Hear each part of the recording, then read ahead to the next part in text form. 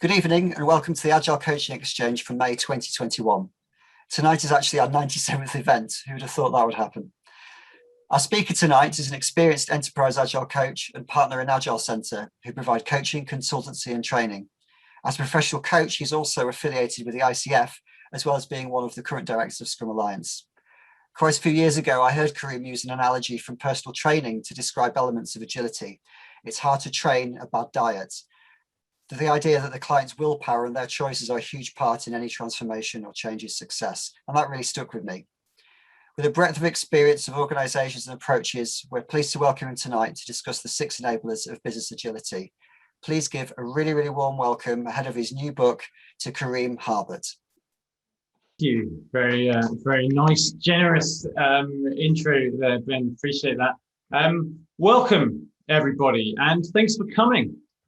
You know, I haven't spoken at this event for 5 or 6 years. I think I was talking about less last time. It was kind of fresh out, Craig and Bus, and I was here to talk about that. And for somehow I've gone 5 years without speaking. But it's great to be back.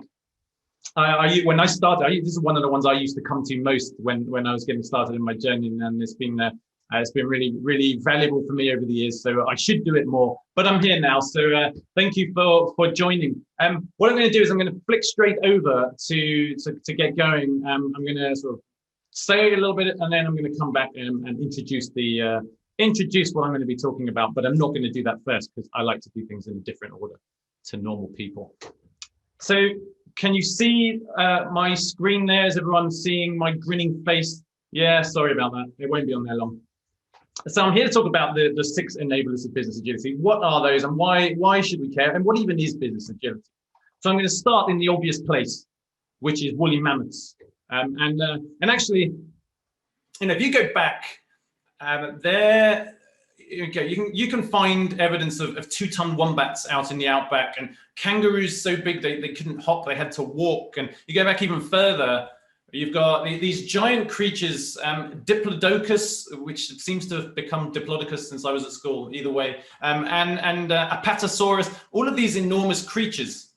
And there's a lot of evidence to suggest that we, as mammals, but reptiles too, evolve to get bigger and bigger and bigger over time when the environment is stable. And there's no surprise, being bigger will help you fight off competitors of your own species. That will help you to get a mate. It will help you to fight off other predators, and it will help you to catch prey. And not just that, it will help you to travel larger distances and have access to resources. It's just a competitive advantage having that size, that scale, that strength. And so, you know, nature being what it is, we tend to get bigger and bigger over time. So the question you might be asking yourself is, well, where are these giant creatures? Where's the woolly mammoth? Where's the 2-ton wombat? Where is Apatosaurus? And nature's quite clever. Nature has built-in counterbalances. These counterbalances come in the form of extinction events, right? So they could be slow and boring, like the Ice Age, right? This just kind of gently kills off, if you can gently kill things off. Gently kills off a bunch of species, or they could be spectacular. Like if you go back 66 million years, the Cretaceous Paleogene extinction event, where a meteor slammed into around about the Gulf of Mexico, set off a chain of events that wiped out 3/4 of life on Earth, plants and animals, including the poor old dinosaurs.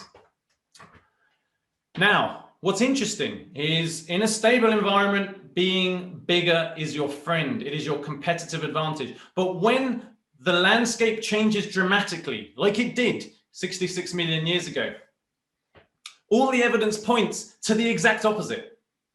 The very thing that was your competitive advantage becomes a liability. It was small animals that survived, cat size and below. Small ground-dwelling birds, small rodents. These are the things that survived that event. They could find shelter easily, they could forage, they could find food, they could reproduce more quickly. They could adapt to the changing environment far more effectively. So what's interesting here is in nature, when the environment is stable, being bigger is a competitive advantage, and we evolve to get bigger and bigger and bigger. When the environment is unstable and changeable, the smaller creatures are more adaptable and they have the competitive advantage. And I think there's a lot of parallels that we can draw from that. And I'm going to be touching on some of these things when I introduce the topic of business agility. So there you go. That's how a woolly mammoth fits into my talk. The talk is going to be largely done in 3 sections, but 2 and 3 are going to be mingled in together. So I'm going to slightly cheat. 1 is the case for business agility. What is this thing? Why should we care? Why it impacts everybody? 2, why do a lot of, and I'm going to say the word agile transformations, I don't like the term, but it's the term we use. Why do they fail? Why are we so bad at this? How hard could it be?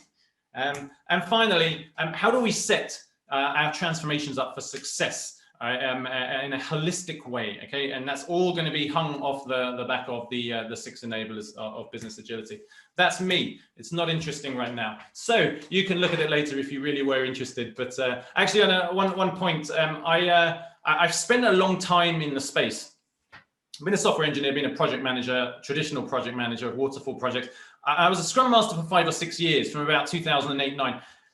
The reason I stopped doing that, and I know that Scrum Masters are supposed to have an organizational focus as well as a team focus, but the reason I stopped is it's incredibly frustrating when you're working with a team and you know, however many retrospectives they have, 90% of the problems holding them back are way beyond the team, way beyond the scope of their control. So for the last 6 or 7 years or so, since about 2013, 14, somewhere around there, I've been focused mainly at the organizational level, thinking, how do we create the environment for these teams to be awesome? So, I mean, I love the team stuff. I miss it, but I tend to focus more with leaders now. But I've been in this agile space a while.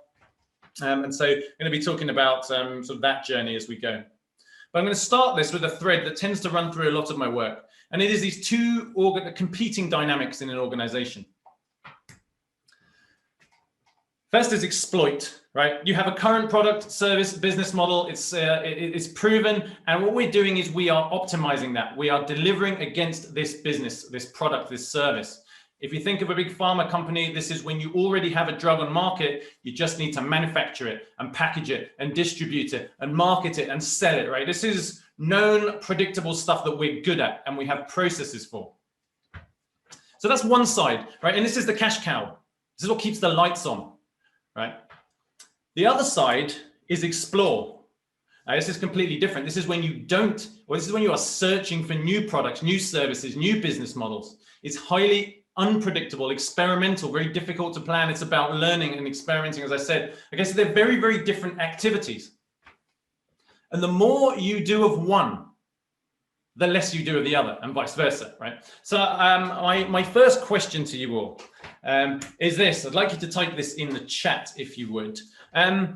If you could write down an example of organization that mainly exploits, that is, it is leveraging its current product and service. So you go back to the pharma example, exploring would be creating a new drug, right? So they're just largely exploiting what they have, but not innovating. Who can give me an example of a company that doesn't innovate very much, but is incredibly efficient at executing its current products and services? Stick something in the chat. Let's see what you can come up with. FIFA. Well, yes, football, right? We don't see your screen. Not anymore, because I unshared it because I want to read the chat. I'll put it back up in a second. Microsoft, Coca-Cola. Yeah, Coca-Cola, exactly. It's just, I mean, you could say they're coming up with new flavors, but largely they're exploiting what they have, not the most innovative. Retail banking, fabulous. Now, give me an example of an organization that is incredibly innovative, but maybe not so great on the operations, right? So just always doing R&D, always innovating, but not necessarily great at monetizing that. Anyone think this is a bit trickier? Tesla, yeah, incredibly innovative, but its problem is it can't produce the cars efficiently and effectively enough right now to meet demand. So that's where it struggles. It's like a weird organization where it's the other way around. We'll come back to Amazon, okay? Tesla, Mars, yeah, exactly, right? So very creative, very innovative. Amazon is actually a cracking example of an organization that explores and exploits incredibly well. We call those ambidextrous organizations. I'm going to come back to them. Bloomberg, great stuff. Thanks, Aaron. So yes, this is what we mean by exploring and exploiting. I'm going to share my screen again, and I'm going to get back to it. Back with the program. So if we think about the 20th century, when organizations were springing up, right? Before this, like sort of late 19th and early 20th century, this is when the kind of big, massive organizations, Henry Ford, moving production line, this is when all of this industrial revolution stuff was happening. The business climate was pretty stable then, right? And organizations were focused primarily on exploiting, right? They weren't super innovative. They'd have a product like the Model T here, and they would exploit it. They would produce it as cheaply and efficiently as possible.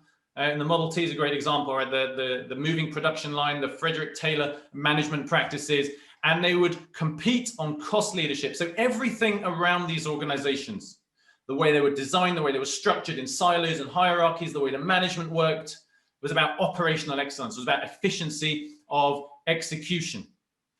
And this was how you competed in the 20th century, economies of scale and efficiency, right? And this really shapes how organizations are designed today. That was a reasonably stable business climate back then, way more so than now. I don't want to touch too deeply on this. You're probably familiar with the term VUCA, right? But towards the end of the 20th century and into the 21st, we started talking about an environment that was no longer stable. In the term volatility, uncertainty, complexity, ambiguity. Again, I'm just going to kind of skate over this, right? But the landscape changed dramatically. Volatility, the pace of change. I'm going to show you some figures about how quickly the world changes. It's changing at a pace that we've never seen before. Uncertainty is our inability to make predictions about the future, which is kind of tricky when you're trying to plan the future.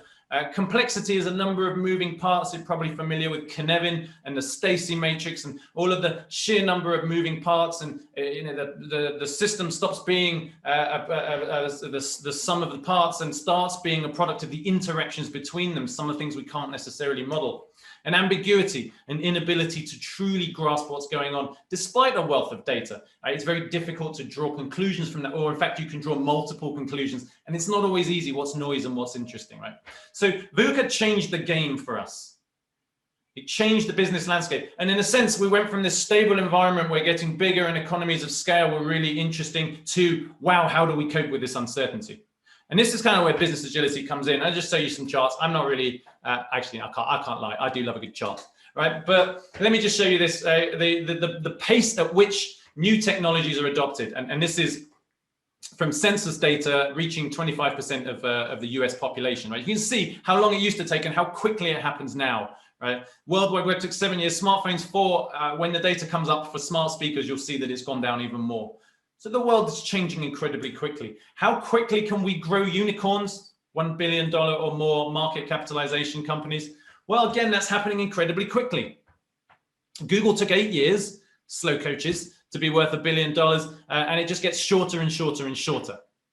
What this should say to people is that wherever you are, whatever your business model, however well you're doing, there could be a technology somewhere being leveraged by a company you've never heard of that could disrupt your business model, and it's going to happen very, very quickly. You won't have 10, 15 years to prepare. You'll have 2 or 3 years.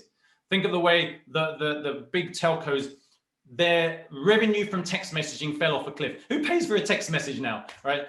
You've got so many ways you can do that for free, right? But these are organizations that have their business model disrupted.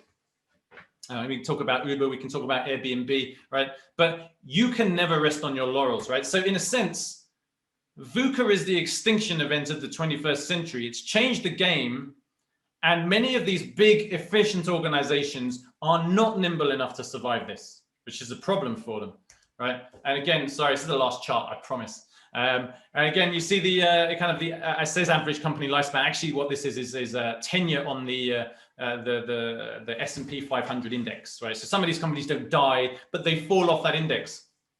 Now, back in 1960, when you join that, you can expect to be on there for an average of 61 years. Now it's 15 years. Why? Because the life cycle of products has dramatically reduced, which means that if you create a great product back in 1900, right, the Model T was made for 19 years, right? Now, if you create a great product, you have to continually improve it and continually innovate against it. Otherwise, your revenues fall off a cliff. So in a sense, what this says to us is we used to just have to be good at exploiting. And we know how to do this, and you'll get to learn this on your MBAs, and you're trained, and we have all of these techniques for doing it. This is a problem we've largely solved, the operational excellence. Now you need to get good at exploring too. That is, how do we create new products, new services, new business models to be adaptive, to survive and thrive in a world that we can't predict? And the reason organizations find this so hard is they are entirely optimized for the left, and they just don't know how to do the stuff on the right. You need new cultures, new structures, new policies, new tools, because what works on the left doesn't work on the right. But you don't learn this in MBAs, and most leaders are struggling to do this stuff because it is a completely different mindset. This is where Agile, business agility, all of this stuff shines. So very quickly now, we had sort of Agile 1.0, right? That was the manifesto, that was one team, Scrum, all of that stuff. We had Agile 2.0, which is kind of scaled Agile, right? And less safe, but these scaling frameworks are out there. But these are still largely about delivering products that are out there. What about creating new ones? What about spinning up whole new business models? This is what we call Agile 3.0. That is business agility. And so really, it's about how can we survive and thrive in a world? How can we constantly reinvent ourselves? How can we constantly innovate? Now, Amazon is a cracking example of that. One of the most effective retail companies on the planet. And what do? They continually innovate. They spin out Amazon Web Services. They spin out the Kindle. They spin out Alexa. They spin out Amazon Prime Video. Relentless pace of innovation, exploiting what they have and making their operations efficient and creating new at the same time. And there's no surprise that Amazon's one of the most valuable organizations on the planet. Under Steve Jobs, Apple was the same. It just wasn't enough. What's next? And what's next, right? And this is the mindset we need to get in. Not, oh, we have a great product. A Blockbuster had this problem. Oh, you have a great product. Let's not invest in the future. Let's just make as much as we can out of that. Let's not spend that 200 million on building a website and doing streaming. Let's just distribute that dividend to the shareholders, and then we'll pat ourselves on the back for managing the company well. It's a very, very different approach now. So Agile 3.0, business agility. So why is this so hard? Why, when we talk about this, do we have such a small handful of organizations that are good at this? So my next question to you, and my next, something I'll invite you to write in the chat again, so I will stop sharing my screen for a second, is what are the biggest impediments to doing this? If you're an organization, the organizations you're working in, your clients, what prevents them from being more adaptive, more responsive, more innovative? Stick some stuff in the chat for me. I'd love to hear what your impediments are. I've seen mindset. Yes. Okay, so regulation, it looks like there. Bureaucracy. Yeah, Gary Hamill's done some research, and he came up with a figure of 9 trillion is the lost economic output for excess bureaucracy. So yeah, indeed, right. But bureaucracy is a product of exploiting, not exploring. All right, so where are we? Red tape, culture, another big one. Don't know where to start, tradition. Yeah, it's easier to avoid the change, isn't it? It's always easy to do what you're doing. No one ever blames you for doing what you're doing. They blame you for trying something new and it doesn't work. So there's a safety element there. Fear of change, culture, hierarchy, leadership. Yeah, when a leader's needs are met, they're unlikely to reinvent the organization. Unfortunately, with lower barriers to entry due to technological change, increased interconnectedness, right, the winds of creative destruction means that we can't dodge this anymore. All right, so the question becomes not should we be more responsive, more adaptive, more innovative. The question becomes how do we do that? And that's what we're going to look at now.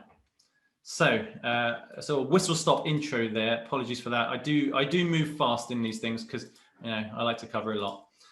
So this is what tends to happen, right? We have leaders saying this: teams, go be more agile, go do it. Go. You've been on a Scrum class. Why aren't you agile yet?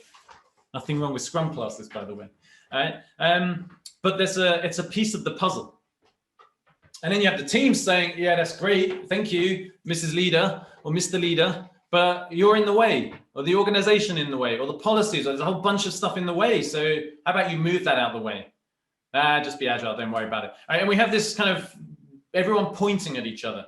So what we're going to talk about now is how we get around that. What some of the common causes for these transformations failures, and what we can do about that. So my good friend and mentor, until we sadly lost him a couple of years ago, way before his time, Mike Beadle used to say this to me all the time: easier to grow a unicorn than to transform a dinosaur. All right. Now, actually, if you look at the figures, the number of unicorns that appear each year is high, right? Especially in the US and China.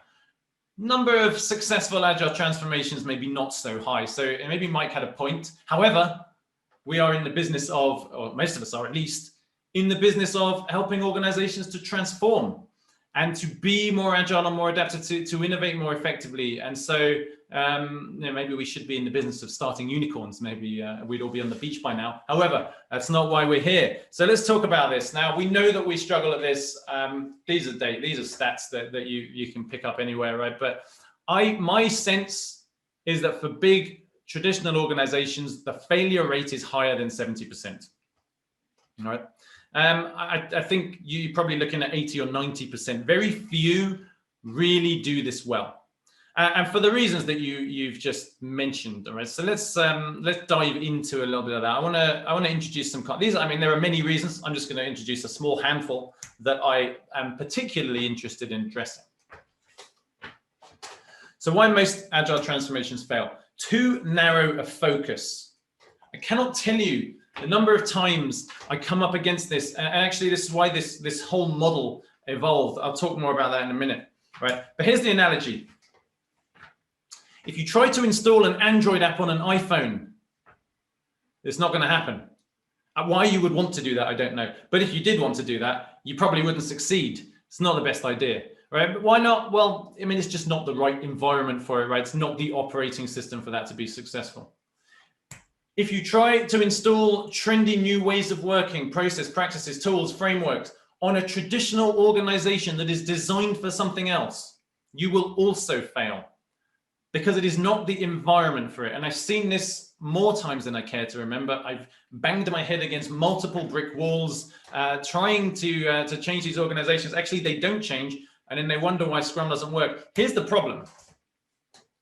You're only supposed to be able to see a bit of this right now, by the way, right? We focus on ways of working, processes, practices, frameworks, tools, Scrum, less, safe, Kanban, design thinking, lean start, whatever it is, right?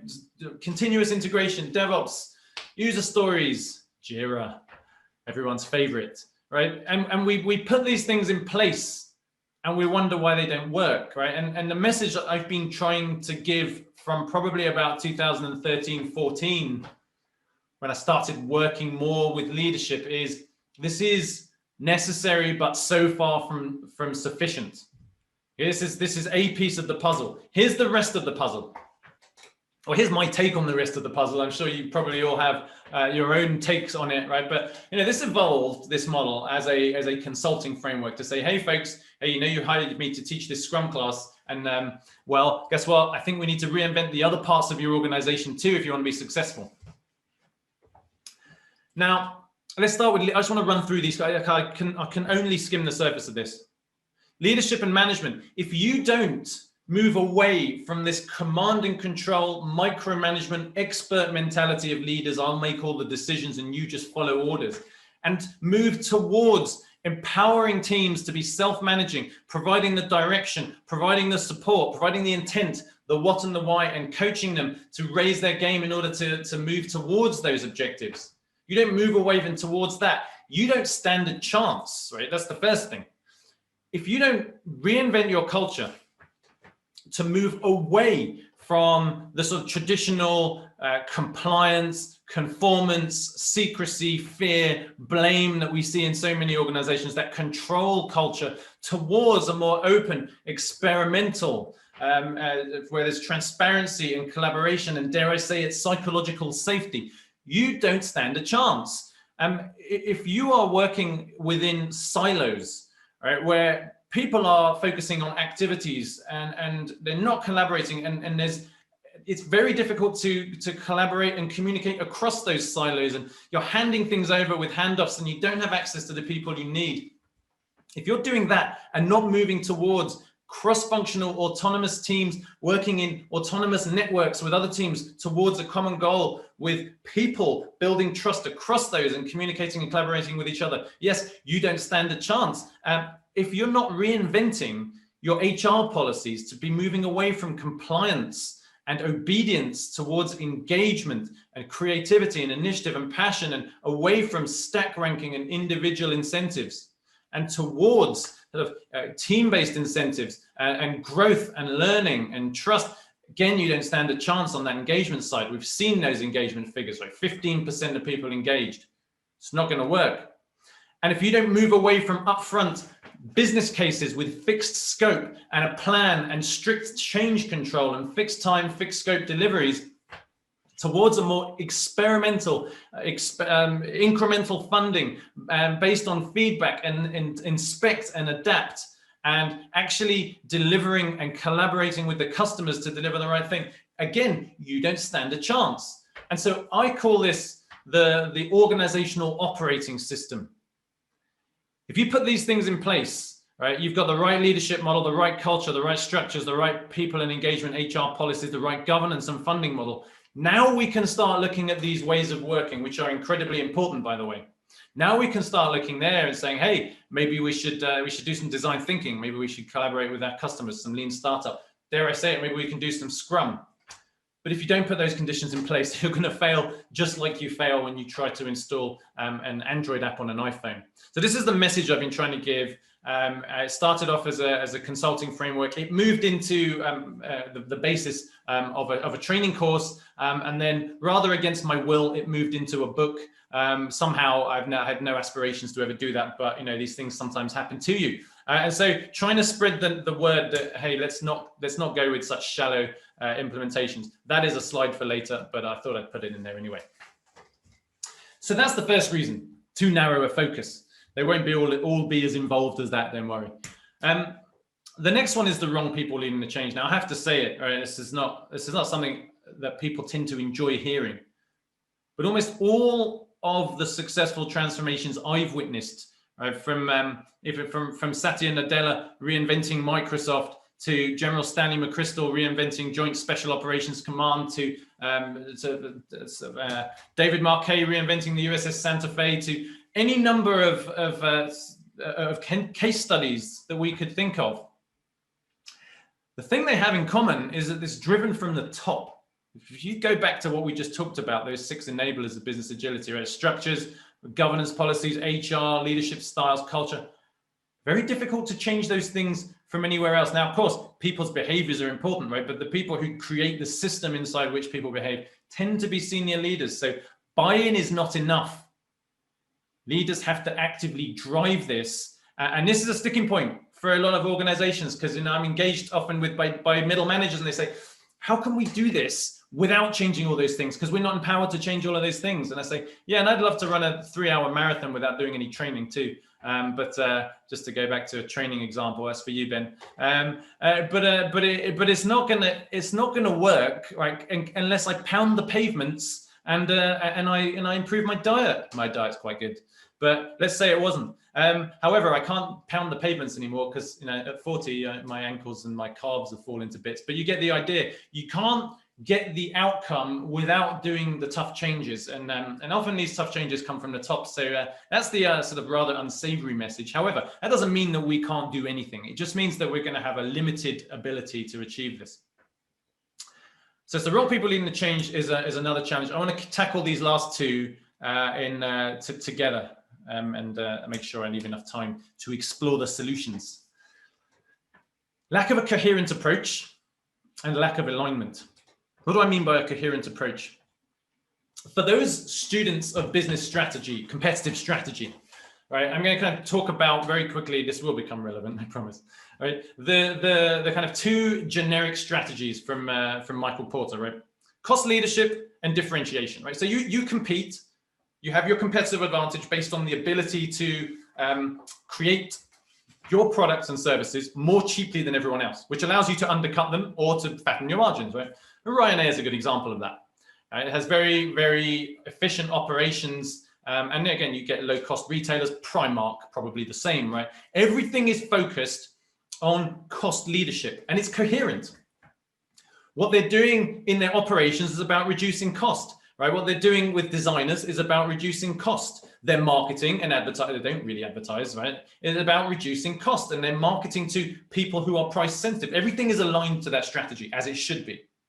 Now you take Apple, for example, who compete on differentiation. They're not the cheapest. They'll never be the cheapest. They don't want to be. Apple's strategy is we're going to be so much better than everyone else that you're willing to pay a bit more. So that's our competitive advantage, right? And you see this in what you get people who, in the car industry who compete on cost leadership. You get people in the car industry who compete on differentiation, right? Now, Apple makes different decisions. Apple does not target the most price sensitive. Apple targets people who are wealthier, who are more aspirational. Apple spent $5 billion creating a new headquarters.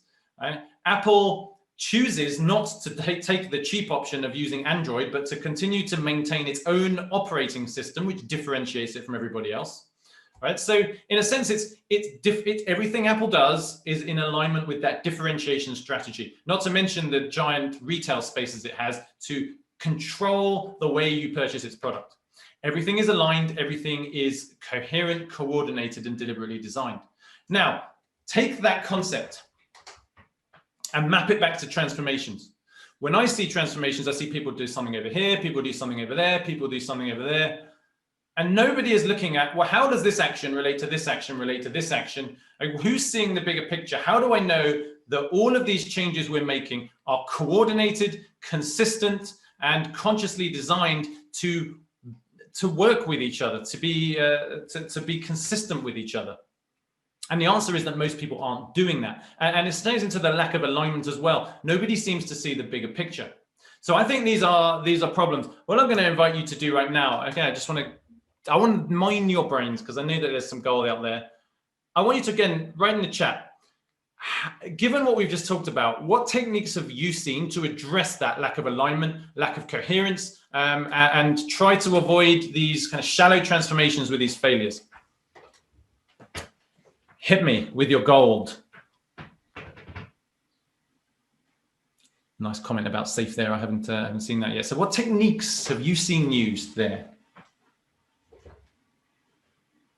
It's worrying if we haven't seen any. Right. Actually, it is there aren't that many. But let's see if anyone's tried anything. Any kind of change tools that you've used to avoid some of those areas? Or have I stumped you with that one?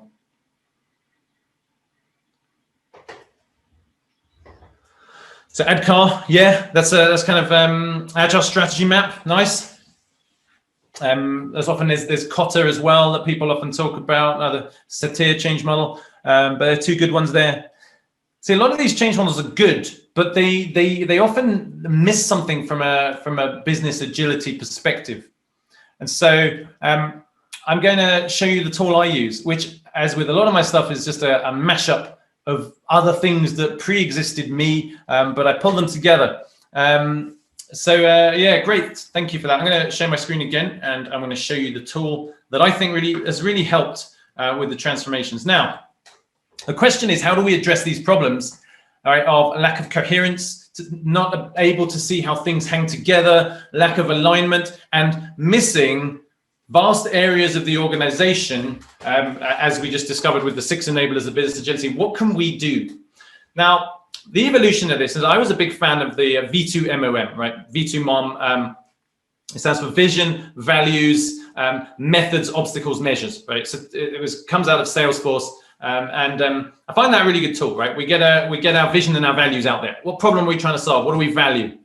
Methods, what methods are we going to use to address it? What obstacles are in the way? And what measures are we going to use? There's some good stuff in there, and I used that for a while.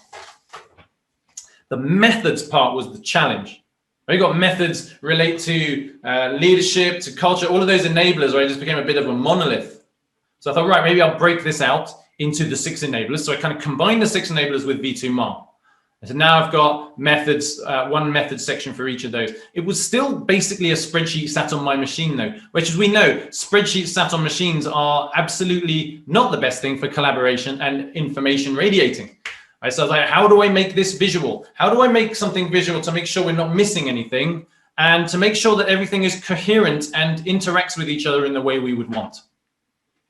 Well, hands up if you know a tool that is designed for that, to make sure that your business model is coherent. Right? Alex Osterwalder kind of solved that problem for us, didn't he, with the business model canvas, which I use all the time. So I thought, right, let me throw that into the pot as well, mix it up a little bit. And what came out was this, the business agility canvas. All right. And I actually found this to be a very powerful tool for a number of reasons. One, it makes sure we don't miss any of those enablers, right? If we have a massive gap in people and engagement, we know that HR on board, we have a massive gap in governance and funding, we know there's a problem. It's very transparent, it's very painful. So don't do that. All right. The other thing is, it's just great for alignment and collaboration. Print it out big, stand around it and say, well, what is our vision? What are we trying to do? What are our values? What are the success criteria? What changes are we making in each of these enablers? And how do they interact with each other? And finally, we'll look at the bottom. I'm going to run through these in a minute, but so it's a very iterative process. We start with why, as we all know we should, because Simon Sinek told us, right? We start with why and what we're trying to achieve, the problem we're trying to solve. Vision, what does a great future state look like? We go around to the how, then we go around to the what else, because I didn't have a better name for it, but maybe someone can help me out with what I call that last bit. All right. So vision, this is the what and why. What is our vision? What problem are we solving with this, right? Don't just do a transformation for transformation's sake. What is the vision here? What are our values? And how will we know we're getting better? What is our success criteria, right? If we don't have that, then we might be better. We might not be better. Tough to know. So start here, right? Align everybody here before we do anything. And then you move into this. Now this is going to be super high level at this point, right? It's like we need a culture assessment. We need to find out where we are, where we want to be, and then maybe how we can go from A to B. We're going to run some leadership training, right? To sort of create more the kind of intent-based leader, catalyst leader type model. Right? We want to send a bunch of people through that on a development program. We want to take a product and we want to create some cross-functional teams around it. Maybe we want to start tweaking, and you see suddenly, let's say you want to start playing around with design thinking. That's a way of working. That's a framework. All right, that's going to have an impact on team structures. So you're going to draw a line from one to the other. There, we need to get some design folk. We need to get some business folk. We need to get some engineering folk. We need to get some people who can collaborate with customers and design experiments. Well, we need a governance and funding model that allows that to happen. And so we need a little change there. And then we need the leadership, the culture to change to be more comfortable with experimentation and failure. You see how these all fit together, and you can make sure that it's aligned in moving you towards that vision. So I'm not going to go through all of those enablers right now. They are all incredibly important, and you really can't miss any elements of those. Otherwise, it's going to really hold you back. And finally, what else, as it's currently called? Who do we need to bring along for the ride? Who are our key partners and stakeholders? That could be suppliers, that could be consultants and coaches helping us on this journey, building our capability. It could be key people in the organization that we need to come along for the ride. What are the risks? What could go wrong? A bunch of stuff that could go wrong. What's already in the way? What are the obstacles that need to be actively managed here? Right, so we need to put some discipline around it, not just like go and do some coachy stuff, which, and I exaggerate slightly, right? But I've seen it happen. 35 coaches, right, in one area, and no coordination of the actions there, right? No wonder that failed. We could be rowing in different directions for all anybody knew. So that, I mean, I found that you can download this, by the way. It's on my website, agilecenter.com. I'll send you a link to it later. It's free. There's a 20-page guidebook that will show you how to use it as well. I want people to use it, and I want people to have more holistic, deeper, more effective transformations. That's probably what we all want, right? And it's just something that people can use and have found valuable. So knock yourselves out on that. And for me, don't need to go through these. These are the high-level steps when you're beginning a transformation. These are kind of we need to do, and the business agility canvas just helps me do it, right? It's just a tool.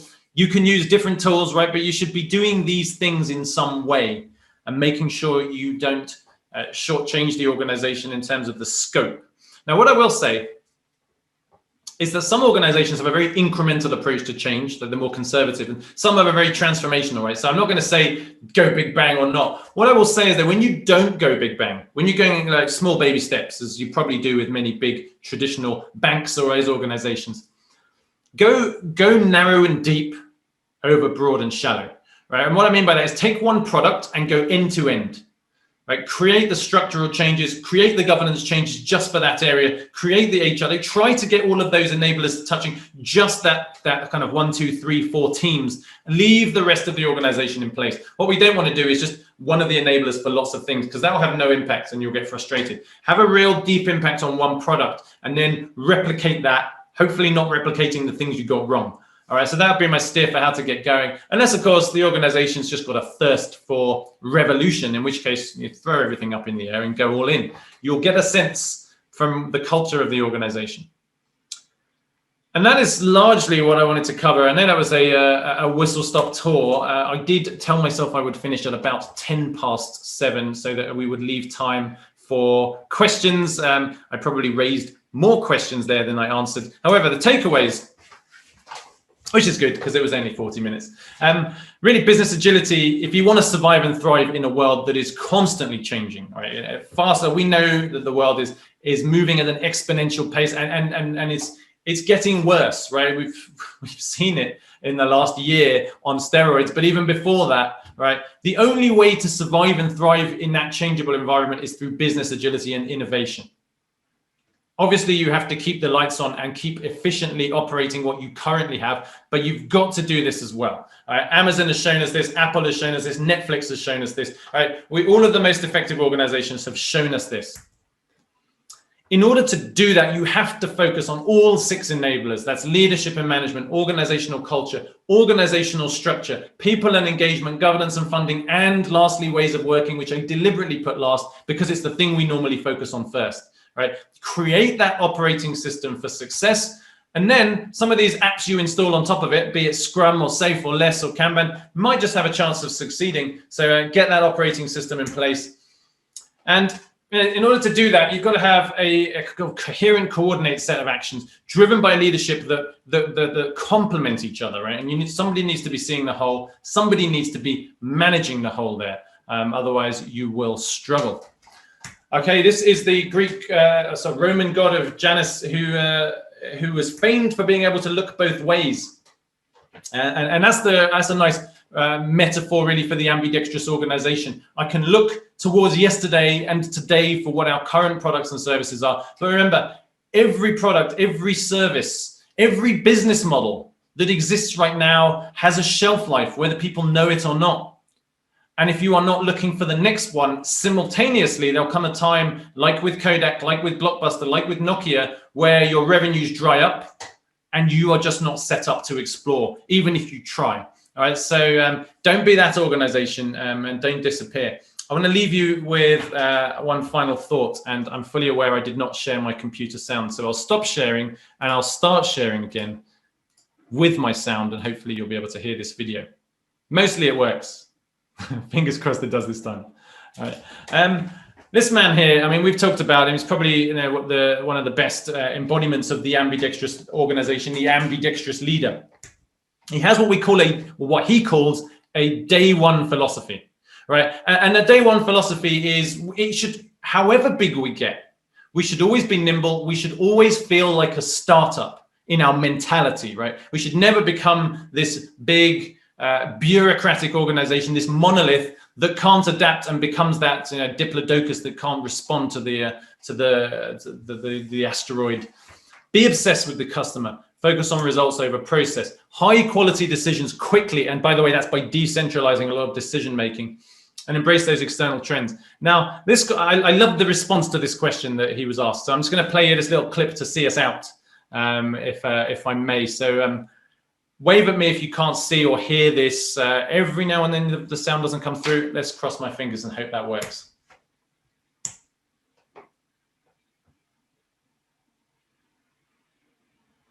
Okay, I think this one is a very important question. What does day 2 look like?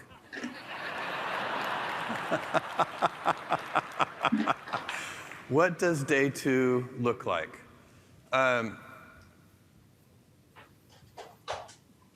I know the answer to this. Day 2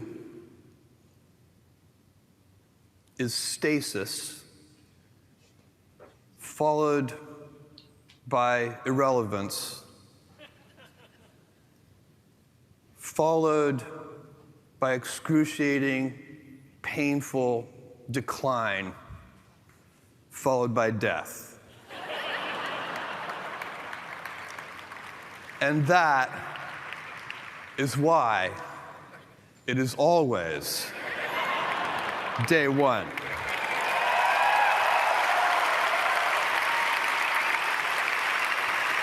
Thank you, guys. Nobody's too big to fail. Nobody is immune from that. So thank you, Jeff. So I promised Ben that I would invite you to put your names in the chat if you wanted to enter the competition to win a signed copy of my book. I also told him there was a high chance I'd forget to do that. So at least I lived up to my second word. I forgot to do that. So if you would like to win a copy of my book, if you are somewhere that isn't too crazy far away from Europe, let's keep it to Europe. Get your name in the chat, please, and you'll get a signed copy. The winner will get a signed copy a whole 6 days ahead of its official release, which is the 1st of June. So we'll run that little competition if we still have time to do that. So apologies, but at least I pre-warned you about my fail. Let's give a few moments for them to do that. What's going to happen is while Karim is answering the questions, I'm going to put all those names from the chat into our Wheel of Fortune and we'll draw it at the end of the meetup. Okay. So just give another few moments for you to put your names in. While you do that, I will show you a couple more super quick things and then we'll move into the Q&A. And I wasn't too far over my time box. So again, free on the website, and I'll send you a link, is a 6 enablers self-assessment. It's just going to give you it's designed to work with the business agility canvas. It's designed to work with the 6 enablers. Give you a snapshot of how you're doing in your organization. Super high level, super lightweight, but feel free to check that out. It is again free, and I'll send you a link to that as well. I cover these in way more detail on my Cal if you're interested. I was bullied into doing this, and it comes out on the 1st of June, as I've said. So if you want to dive deeper, that is available for pre-order. Also, will be shipping on the 1st of June, which is terrifying, and I'm in denial, and it's definitely not happening. And I'm going to call off the dogs, but that is that. So that's all I want to say. I'm open to questions. You probably have lots, and I'm going to stick around and answer some of those if I can do my best on that. So firstly, thank you for coming, and I look forward to some of these questions. So that is all from me until the Q&A. Over to you, Ben. I just want to say I'm taking the names out now, so feel free if you have a question for Karim, if you want to use the reaction for putting your hand up within Zoom, and Karim, if you just manage those while I sort out the names and all that stuff. My best. I'll do my best. I just wanted to make it tricky for Helen and not make her life too easy by giving her the names at the start. So let's have a look. If I change my view, I might be able to see you all. Okay, so what questions have we got? Come on down. The price is right. Come on, look, we need a question. We've got to fill while Ben does the competition. There's got to be one. Fill the gap. It looks like Holger. Has got a question. Please feel free to unmute and ask that. Yeah, hi. I put it in the chat already. You mentioned something to get deep when you are in the transformation in one area. But what do you do when you have a company where the areas are so closely interwoven, when you have a big monolithic software, for example, and you cannot easily split this up? Do you have any advice on that? So the long-term answer is to split it up. And actually, again, I go back to Amazon as my example, because they had exactly this problem. They had a nightmare with their monolithic architecture. They invested a lot of time and money in decoupling a lot of because what they're finding is the dependencies were killing them, and they just couldn't respond. So in the long term, that kind of technology refactoring and decoupling so that teams can be sort of autonomous is vital. In the short term, what you'll have to do is look at your products, right? So we don't take a sort of technology perspective on this. We take a customer perspective on this, right? And we because on the organizational structure, we take a customer perspective, whether it's value streams or customer journeys or products and services. You take that as the thing that you fund, And that will include multiple systems, right? But the system itself is never the product. The system, multiple systems make up the product. And you're going to have to deliver value against those. And it might be that your teams have to collaborate with each other more closely, which is going to slow you down slightly, which is why you should deal with it. But if you take a product-centric view in the short term, and a kind of try and refactor your technology in the long term, you might get yourself out of the hole. I mean, if you great book, you've probably seen it, right? Working effectively with legacy code or something like that, and you can really unpick some of this stuff, but it's by no means quick and easy for sure. Thanks. I see Matthew has his hand up. Oh yeah, thanks, Karim. So in your, we've kind of mentioned a couple of times around things like governance and funding.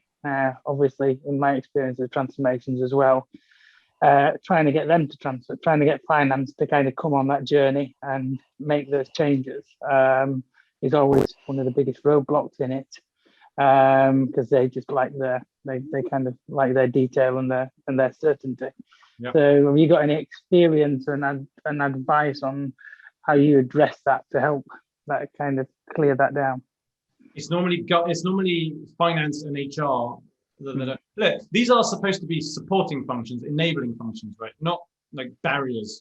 So actually, when this model first was created, I called it the 6 impediments of business agility. I was invited to make it less grumpy. So I called it the 6 enablers. But they can equally be an impediment, as you say. And we've done this in a few places, right? But I guess the biggest place we did, and you probably will have heard John Smart talk about this, where Barclays was a place where they did that. And what struck me there, and as working with a guy called Adam Fergal, who was leading where I was it's amazing what you can get away with when you call something an experiment. Right, so they had this horrible medium-term planning process, right, where you had like business cases and people would disappear into smoke-filled rooms, and I'm exaggerating slightly now, but right, and they would come back with like, these are the business cases, these are the next 18 months worth of projects, set in stone, thou shalt deliver, whatever happens. And I mean, that's never going to work, right, whatever you do. And so what we said is, hey, we have this product here, this one product, right? What are you prepared to fund this one product? It was a drop in the ocean, like £5 million of a like £1 billion change budget. There was nothing from their perspective, nothing. From my perspective, quite a lot. And it's all right. Let's take this £5 million. How many teams can we buy for that? 5, right? Making up the number slightly. It was definitely 5 teams, right? And empowered product owner. Now we will measure you not on outputs and projects. We will measure you on outcomes. So what we had is OKRs at a quarterly level for this product, customer focused, business outcomes like conversion, like revenue, like net promoter score, those things that customers care about, or that business people care about, I mean. And it didn't matter what we delivered. Like we could deliver any set of features, A, B, C, D, E, and F. No one cared. What they cared about was if we moved the needle, all right? And so we were able to inspect and adapt and deliver the right features, no projects, no business cases, just continuous value delivery. Every quarter, we took a checkpoint. How are we doing? Do we want to up the funding, down the fund? We keep hold of the lever. But we did that in one tiny area. And finance was like, all right, yeah, run your little experiment, whatever. All right. And so that was when I was there. I left there in, I don't know, 2015, 16. And last time I saw John, which was about a year ago, he said when he left, he's gone to Deloitte now, I think it was 80% is what he said. 80% of the change went through what they were then calling lean control, which is the sort of agile friendly governance model in a 320-year-old bank. And they managed to do that, right? It's crazy, but they started with one tiny area. And so what I'd say is call it an experiment. You'll get away with whatever you want. And the mantra was proceed until apprehended. And we kind of did stuff and demonstrated that it worked. But if you go to finance and say, hey, you need to reinvent your whole governance model for everything, you'll find out where the door is quite quickly, I think. And so, start small and then scale it once you've demonstrated value, I think is the best I can give there. So I've got a question from the chat just before I go to the other ones. It's from Maru. And he says, where do measures fit in the canvas, and does the value fit into the canvas too? Measures will be your success criteria. Now, so I mean, this is a high level, right? So your success criteria for the transformation. And so the whole point of the transformation is to deliver more value, probably, right? To deliver more value to your customers, to be more innovative. And so at the product level, you'll be tracking that. Yes, for sure. And you might have one of your success criteria in there. So it depends what you're measuring, right? But you should be measuring some kind of customer outcomes, I would hope, right? But also some more system-based things, like, how quickly can we deliver value? What is the quality? Like, whatever it is that your problem you're solving. So yes, the value definitely fits in there. The customer definitely fits in on the structure side as well. But the key measures for the transformation will be in the canvas. The measures for the individual products are going to be more dealt with by product owners or whatever the equivalent is in your organization. I hope that answers that. Oh, let's go over to Taryn. You've had your hand up first. Hi there. Hey, Karim. So one of your points for the Agile transformation failure was that the wrong people were leading the change. What if they believe they're the right people, but they don't have the time to give it the focus it needs? So the analogy I have in my company now is it feels like the leader comes in, throws a hand grenade in, walks away, and then we don't see it again. Doesn't check in to see how that change is going, comes in, throws in another hand grenade. Yeah. Yeah. Yes, you hit upon something that happens a lot. So two things. One is the leader isn't bought in, right? I mean, if the leader's not bought in, you're in trouble. Two is the leader is bought in, but they're absent, and they hand it off to other people without empowering those other people to change the system, right? But then again, there's your roadblock time and time again, because we need to change this, we can't. We need to change this, we can't. So I've worked on many transformations where the leader buys into the change. I need you to do more than buy-in. I need you to be the one driving it. And it's only when leaders are the ones driving it that any real change happens. Otherwise, no one really pays attention, and you just blocker after, but it's death by 1,000 cuts. So you're absolutely right. They need to be way more involved. They need to take personal accountability for the success of this, which I know is unlikely and rare, but it does happen. It happens when there's a burning platform for them and for the organization. But yeah, it's tough on that. So they think that they're bought in, but they need to be so much more than that. And that's the message I try to give. It's like, this is on you to make happen. Don't delegate it. Yeah, I'm thinking now in hindsight that you've got that success criteria that you're saying in the last question should be our measure. It should be that they should be coming back and telling everyone when those measurements, when we hit them. That might be a nice way to round it off, before the next change hits. Yeah, and held accountable for it as well, right? It's too easy. There's a lack of commitment. It's too easy to just not do it. And it's too easy to just sort of disappear back. I'm sticking a bunch of stuff in the chat, by the way. My email address and any kind of the tools that I've mentioned, Business Agility Canvas, the assessment, bunch of stuff in there. So ignore that for now. That's just some stuff so I don't forget to do it, which is quite likely. Thanks for the question there. So Karim, just a quick point to the last point. So around educating leaders, which is one of the things you have on the topic, the first thing was great. What do you think about the continuous education? So the coaching, the facilitation, and helping them, because it's not a one-shot thing, is it, in terms of that education? What do you think? You are now educated. No, you're right. So there's two parts to this, right? There's the educating around why this is important and how you might want to go. So firstly, so many leaders go into this with no concept of how hard it is. Like, again, sign up for the marathon. I don't actually know how much training I have to do. Only when they realize, oh wait, I have to do this other stuff. I have to change like governance, and I have to. I'm not doing that.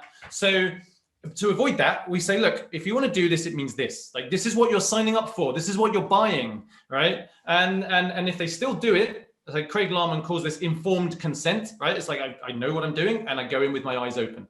All right. So there's that part of education. Then there's the journey you go on as a leader, which must be, that you put your own mask on, oxygen mask on before you help others. They must start their journey of transformation, of mindset, of a whole bunch of other things, right? They're going to lead this, right? So, you've got to go first as a leader. So I think there's the why should we do this, and what does it involve education? And then there's the ongoing development as agile leaders that needs to happen. And that's a much longer tail thing, right? That doesn't end. So two things, both equally important, I'd say. But great question. Thank you. So we've got Holger. You've got your hand up again, my dear. Have you got another question? Yeah, of course. Well, maybe just a background story. I work for a shipping company which is more than 100 years old. Lots of procedures and processes in place. And we just started in October with an agile transformation where we split up IT. So that's part of it. Well, of course, we don't know we're doing it right as you suggested, but that's the situation as we have it now. But do you have any kind of idea or advice how I get closer to the business areas and how to transform them a bit more to get rid of their processes or things or thoughts of processes? Maybe where to start, or which is the quickest win, let's say?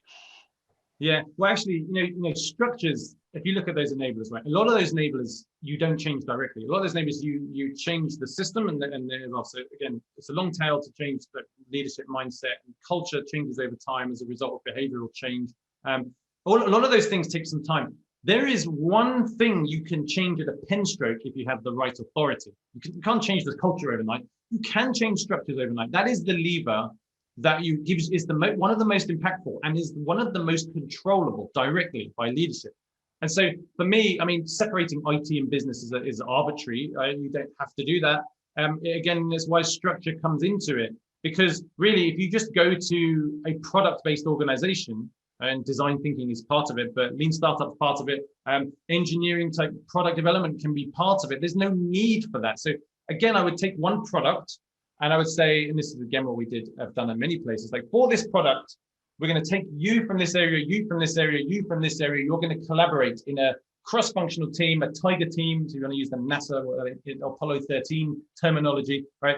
And you're going to make this happen. And that's often what happens when something's incredibly important, right? We realize, oh, wait, the best thing to do is get everyone together. And then once something is slightly less urgent, we're like, well, let's go back to a really terrible way of working again, right? So if you can, for one product, melt that sort of business and IT distinction and get them collaborating as, we are product development, and there's a business side to this, and there's an engineering side to this, and there's a marketing side to this as well, and there's a business strategy side to this as well. And if you can do that for just one small area in the same way as finance, right, and demonstrate that value, keep everything else the same, right, let everyone else keep their empires and their silos, but you just pick one or two people off and you form a little tiger team.